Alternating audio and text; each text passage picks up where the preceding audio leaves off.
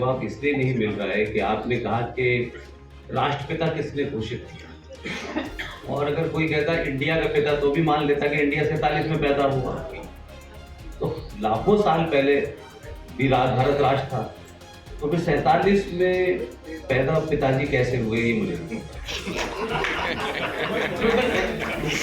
मैं क्या कह रहा हूँ, हम सब लोग जो हैं वो एक ही बात कह रहे हैं। पुष्पेश जी क्या कहते हैं, सिंह साहब क्या कहते हैं, छोड़ दीजिए। इस दौर में हम में से कोई भी आदमी मिस इन्फॉर्मेशन देगा, सेकंडों में लोग टोक गए। आज वो दौर चला गया कि आप जाएंगे फिर वेरीफाई करेंगे। इसलिए मैंने कहा कि बहुत सारी चीजें हैं, जैसे मोपला का जिक्र सुशील भाई ने किया। मोपला के बारे में बहुत सारी कहानियां सुनी होंगी, लेकिन मोपला के बारे में मोस्ट ऑथेंटिक एक किताब किसी आरएसएस, बीजेपी, विश्व हिंदू परिषद ने नहीं लिखी है। 1897 में अमरावती के अधिवेशन में कांग्रेस पार्टी के अध्यक्ष चुने गए, उनका नाम था सर सी शंकरन नायर। राइट, सर सी शंकरन नायर 1908 में मद्रास हाई कोर्ट के जज बने। उन्होंने जो किताब लिखी, उस किताब के बारे में कभी भी नहीं सुना होगा, और वो मेरा ख्याल है बहुत पहले बेचारे जा चुके हैं। उन्होंने किताब लिखी है गांधीयन अनार्की, और उसके पेज नंबर 132 पे ऊपर अपेंडिक्स 3 में लिखा है, और वो जो अपेंडिक्स 3 है उसका टॉपिक है मालाबार एगोनी। राइट, और उसको 1917 में जो कांग्रेस पार्टी की अध्यक्ष बनी उन्होंने लिखा है, उनका नाम था एनी बेसेंट। तो मैंने क्या कहा या किसी ने क्या कि इसको छोड़ दें, एनी बेसेंट ने जो भी कुछ उसमें लिखा है गांधी जी को टोटल एक्सपोज कर दिया। तो ओरिजिनल सोर्स पे जाइए। किसी ने कहा, किसी ने किसी का रेफरेंस दिया, उसे छोड़ दीजिए। कम से कम जो आज का इतिहास है उसे तो आपके पास ऐसी चीजें हैं जो अवेलेबल है। अगर आपने एक किस्सा बहुत सुना होगा कि साहब जवाहरलाल नेहरू देश के पहले प्रधानमंत्री बने। जवाहरलाल नेहरू का चुनाव हुआ, कांग्रेस पार्टी का 1946 में चुनाव था। 20 सितंबर को चुनाव घोषित हुआ 1946 में, और गांधी जी ने चुनाव घोषित होते ये कहा कि मेरी पहली पसंद है नेहरू। तो गांधी जी को ऐसा नहीं करना चाहिए था, लेकिन गांधी जी ने करा। लेकिन 20 सितंबर के बाद 27 सितंबर को पूरे चुनाव की प्रक्रिया हुई, और 1940 में मौलाना आजाद अध्यक्ष थे, और क्योंकि नया अध्यक्ष चुना जाना था कांग्रेस पार्टी का, तो इसलिए उन्होंने इस्तीफा दे दिया और एक कार्यकारी अध्यक्ष बनाए गए, जिनकी देखरेख में ये चुनाव हुआ। उनका नाम भी भारत के बहुत सारे लोगों ने नहीं सुना। उनकी वो, क्योंकि वो उस पूरे प्रोसेस को देख रहे थे। उन्होंने जो किताब में लिखा वो भी इस देश में नहीं मिलती, जबकि पब्लिकेशन डिवीजन ऑफ इंडिया की वो किताब है, लेकिन मार्केट में नहीं है। पब्लिकेशन डिवीजन कहते हैं खत्म हो गई, लेकिन नेहरू पे चाटुकारिता की 50,000 किताबें मिल जाएंगी आज, लेकिन वो किताब नहीं मिलती। तो 1946 में जब देश की 14 प्रोविंशियल असेंबलीज ने अपनी पार्टी का अध्यक्ष चुनने के लिए जो वोट भेजा, मत भेजा, उस पूरे प्रोसेस को जो आदमी देख रहे थे उनका नाम था आचार्य जेबी कृपलानी। और कृपलानी साहब की देखरेख में वो वोट आए और तमाम खुले। उसमें पता चला कि 14 में से 2 वोट इनवैलिड हैं और 12 के 12 वोट सरदार पटेल को मिले। अब ये क्योंकि उस पूरे प्रोसेस को जेबी कृपलानी साहब देख रहे थे, और उनकी अपनी ही लिखी किताब है, और किताब का नाम है Gandhi his life and thoughts. Page number 250 और 248, 249, 250 पे ये पूरा विजुअल खिंचा हुआ है कि कैसे गांधी जी ने पर्ची दी, जेबी कृपलानी को कहा सरदार पटेल को दो, और सरदार पटेल ने उस पर्ची को देखा और गुस्से में पर्ची को छोड़ दिया। उसके बाद फिर गांधी ने दोबारा एक पर्ची दी और कहा कि इनसे कहो कि इस्तीफा दे दें। सरदार पटेल उसके बाद उठ के चले गए। अब जो आदमी अपनी पार्टी का 1946 में अध्यक्ष नहीं बन पाया, और उसी समय के काल में एक आदमी 21 अक्टूबर 1943 को भारत की आजादी की घोषणा करता है। ठीक है, आप करेंसी भी चलाता है, स्टाम्प भी चलाता है, रेडियो भी चलाता है।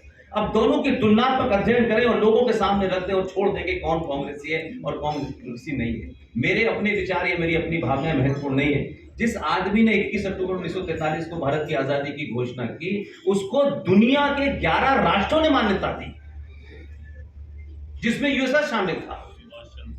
तो एक आदमी का कद ये था और एक आदमी का कद ये था, लेकिन हम सभी तो कबूतर उड़ा रहे हैं। तो सच तो पता चले कि 2 सितंबर 1946 को जवाहरलाल नेहरू साहब ने जब शपथ ली थी प्रधानमंत्री की, तो उस वक्त उन्होंने शपथ लेते वक्त यूनियन जैक के नीचे रानी के प्रति निष्ठा दिखाते हुए, और किसने शपथ दिलाई उन्हें? लॉर्ड माउंटबेटन ने। जो बात अभी उन्होंने कहा कि हम कहां तक जाएंगे, आप पूछिए तो कि पहली बार हम देख रहे हैं, कम से कम जिस पाकिस्तान के बारे में बहुत चर्चा यहां होती है, वो कुछ मामले में हमसे बेहतर था। जो आदमी भारत का लास्ट वॉइसरॉय था, वो 15 अगस्त 1947 के बाद भारत का पहला गवर्नर जनरल हो गया। पाकिस्तान ने ईमानदारी कहा कि नहीं, we are not going to accept this plan, और उन्होंने जिन्ना को अपना फर्स्ट गवर्नर जनरल बनाया। तो हम कहां से चले थे भाई, कहां आ गए हैं? एक नहीं, हजारों ऐसे किस्से हैं, और ये तमाम सारी ओरिजिनल सोर्सेस हैं। इसलिए ये युद्ध ये नहीं कि किसी को मारना है, हमारा मारने झाड़ने से कोई लेना देना नहीं है। लेकिन मैं ये मानता हूं कि अगर आपने अपने मकान की नींव में गड़बड़ की है, तो बहुत दिन तक मकान नहीं होगा, वो ढहता है।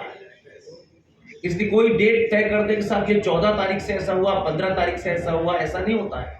लोग समाज में हजारों ऐसे हैं जिनका किसी संगठन से और राजनीतिक दल से लेना देना नहीं है, लोग अपनी बात कह रहे हैं। और आज आप भी मानेंगे कि आज उन लोगों की क्रेडिबिलिटी ज्यादा है जो बहुत समय से प्रवचन दे रहे थे, उनकी क्रेडिबिलिटी नहीं है आज की डेट में।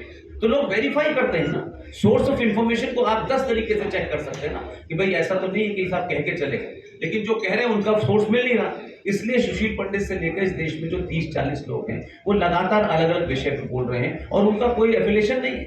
जिनका एफिलिएशन है, मैं उनके बारे में बात ही नहीं करता, फिर तो लोग एजेंडे के तहत बात करते हैं।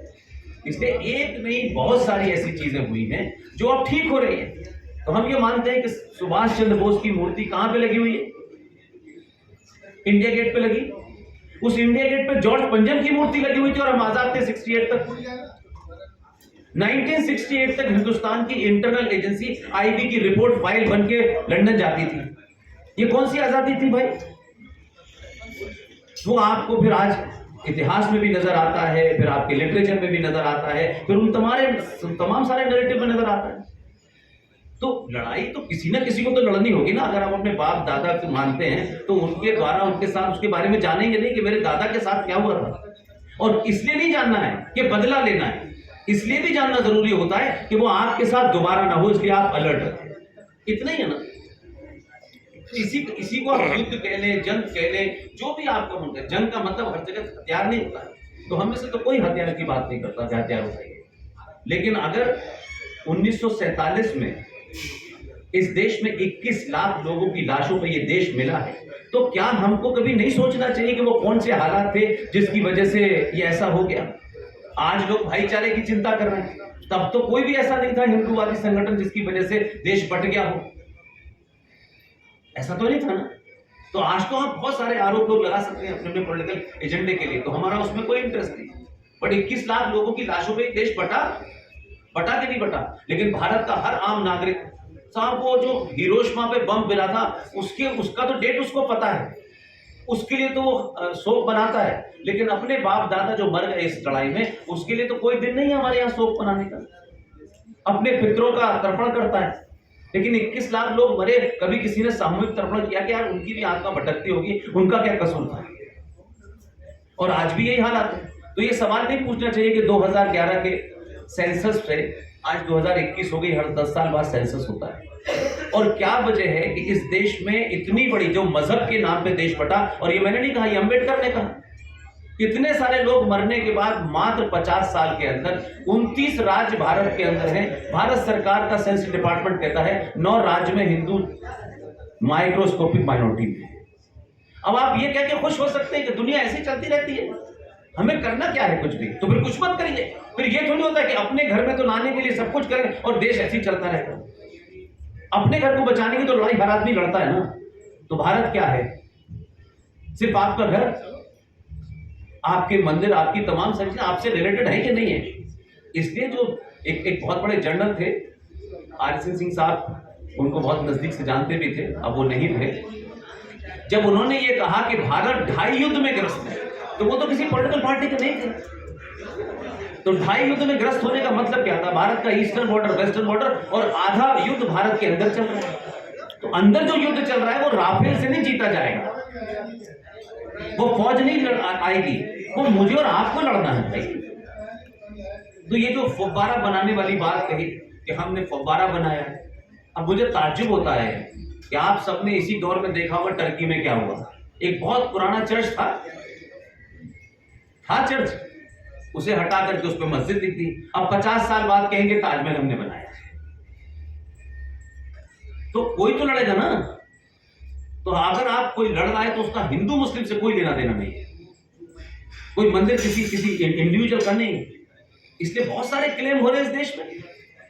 अगर कुछ ऐसा होता तो पूरी दुनिया में कुछ होता ना। ईरान पारसी से कन्वर्ट हो गया, ये 57 मुल्क थे, ये कोई मतलब कलमा पढ़ के हो गए क्या? ये गुरु गोविंद सिंह के बच्चों को कलमा पढ़ाया गया था क्या? यानी बहुत प्यारा मजहब है। इसलिए एक ही एंगल नहीं है, इसमें बहुत सारे एंगल है।